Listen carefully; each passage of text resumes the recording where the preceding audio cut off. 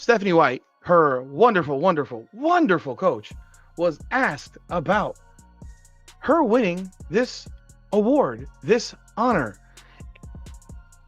What do you think Stephanie White did? Do you think Stephanie White was excited? Do you think she was happy?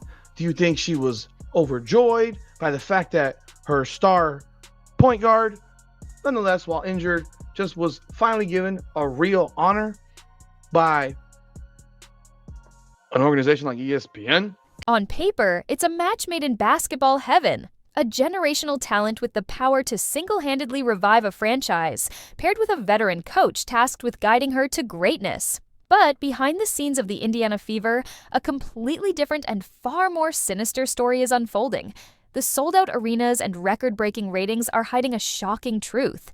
Caitlin Clark's biggest rival might not be on the court, but on her own bench. Fans are now convinced that her coach, Stephanie White, is on a mission to humble the young superstar, and the evidence has become so blatant, so public, that it's simply impossible to ignore. It looked like Caitlin Clark looked like she got a little hurt towards the end there. Is there any update on her injury? No update. Just felt a little something in her groin, so we'll get it evaluated and see what happens from there. Yeah, just kind of to follow up on that, looked like she was kind of grabbing at her right groin area. Is that the concern? Yeah, if that's the one she was grabbing at. I don't know which one it was, but yeah, I mean, that's it. The tension that had been simmering beneath the surface finally boiled over on a national stage, where denial was no longer an option. Caitlin Clark was awarded the ESPY for Best WNBA Player, a monumental achievement for any player, let alone a rookie who had been in the league for mere months. It was a moment for celebration, a PR gift for the coach to praise her star and unify the team.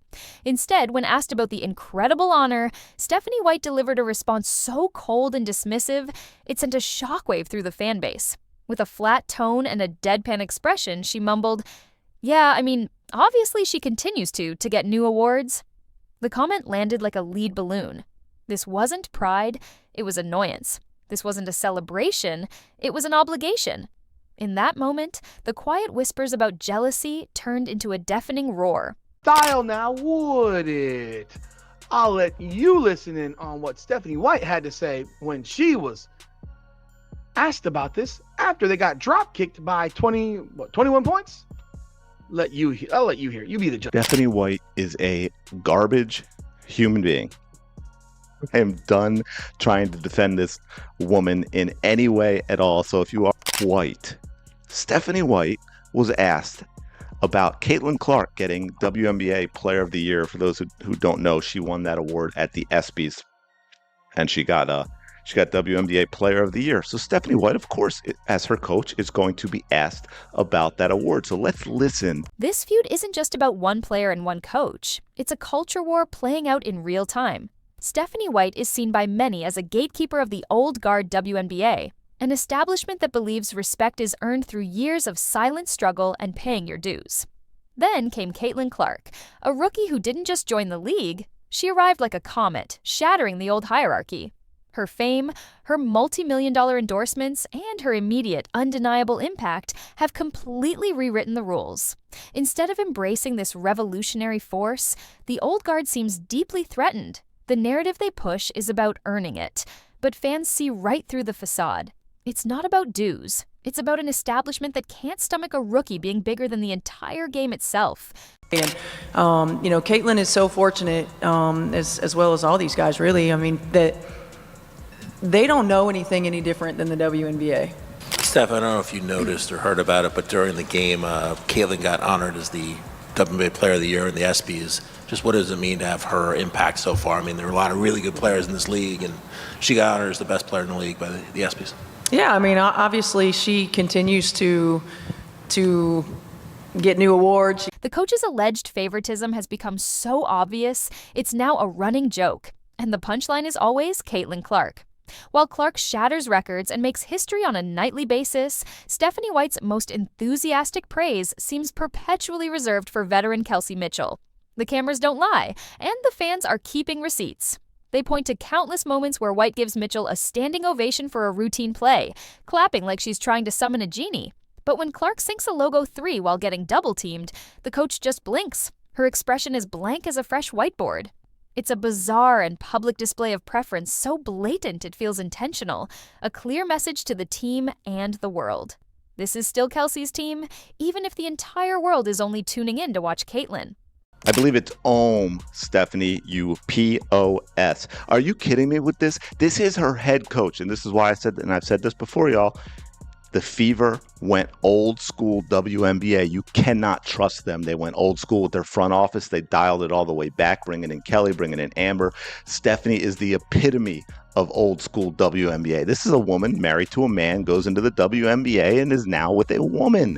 Does that not sound? I mean, I never released a video, but I did it. So for those of you that don't know, real quick, This bitter dynamic is now bleeding onto the court, thinly disguised as coaching strategy. Stephanie White favors a slow, methodical, grinded-out style of basketball, a system that feels like a relic from a bygone era. It is the polar opposite of what makes Caitlin Clark a global phenomenon. Clark thrives in chaos, in fast breaks, deep threes, and brilliant no-look passes that ignite the crowd. Yet time and again, White seems hell-bent on forcing her into a system that stifles her creativity and neutralizes her biggest weapons. Fans watch in horror as Clark is benched during crucial fourth-quarter moments or used as a simple decoy while the offense grinds to a halt. It begs the question, is this a genuine coaching strategy, or is it a calculated attempt to control and diminish the very player who is selling out her arenas? Welcome to Keep the Vision, man. Make sure you like, comment, subscribe, share the channel, hit that bell notification for your boy. Appreciate all the support we've been getting. Listen, man, this Caitlin Clark versus Stephanie White thing could turn ugly, and it could turn ugly fast, y'all. I have to be straight up with y'all. Stephanie White wants to play the polar opposite way that Caitlin Clark wants to play. The Indiana Fever got a big win yesterday, and it was a tale of two halves. The first half, the Indiana Fever played that Stephanie White style, that grinded out, ugly, puke basketball. The fans are no longer just passive spectators. They've become a jury of private investigators, and their verdict is in Stephanie White is guilty of sabotaging her own star. Social media is a tinderbox, flooded with clips analyzing White's every move. The questionable substitutions, the cold shoulder on the sideline, the passive-aggressive press conferences. The hashtag #FireStephanieWhite has trended on multiple occasions. These aren't just diehard WNBA fans. They are a new coalition of viewers, dads and their daughters, college students, and casual sports fans who were drawn in by the Caitlin Clark effect. They see a franchise that was handed a winning lottery ticket and is now trying to rip it up out of spite. The fear is palpable. If the front office doesn't step in, they risk alienating not just Clark, but the millions of new fans she brought with her. So, we have Stephanie White addressing Caitlin Clark winning the ESPY's Women Player of the Year award. And you got to understand, Stephanie White, this is very important right here. You can shut down a lot of narratives. You can let the Indiana fan base know you do rock with Caitlin Clark, because as of right now, we don't think you do.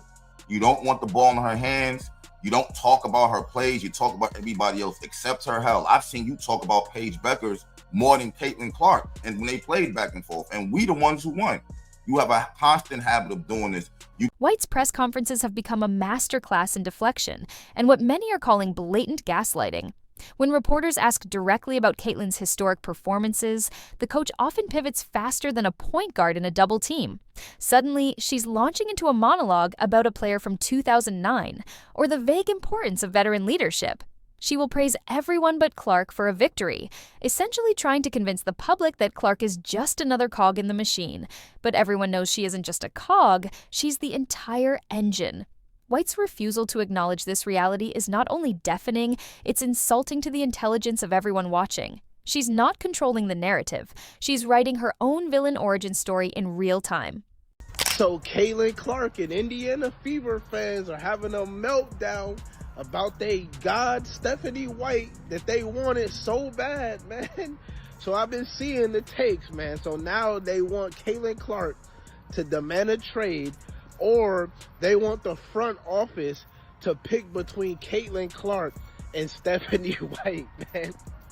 I'm not gonna say I tried to tell y'all, man, but it's just like, I was trying to tell y'all, man, like, Stephanie White is not this god that y'all was making her out to be, man. If you truly want to see the story, turn down the volume and just watch her on the sideline. The body language is chillingly revealing.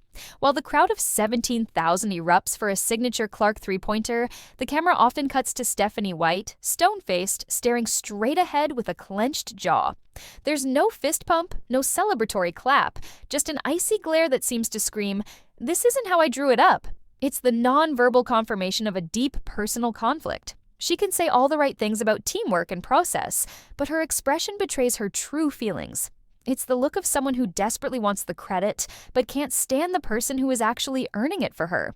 Out of the 2025 All-Star Game, which is crazy in itself, but she has. Now, she did release a post on Instagram as well. Chloe Peterson said, Satu Sabali, who is on Team Clark, says she will not be playing in the All-Star Game this weekend. The ultimate tragedy of this situation is that Caitlin Clark's success is the WNBA's success. She is a rising tide lifting all boats. Ticket sales are up over 150% across the league, viewership has shattered every all-time record, and young girls are wearing Clark jerseys in every city. She is the league's golden goose. That's what makes White's behavior so baffling and, frankly, so destructive. By trying to put Clark in her place, she isn't just poisoning her own team's chemistry. She's actively working against the single greatest marketing and growth opportunity the sport has ever had. It's a level of pettiness that borders on sabotage of the entire league. Hi, I'm Stephanie White, head coach of the Indiana Fever and Caitlin Clark, and I'm a complete clown.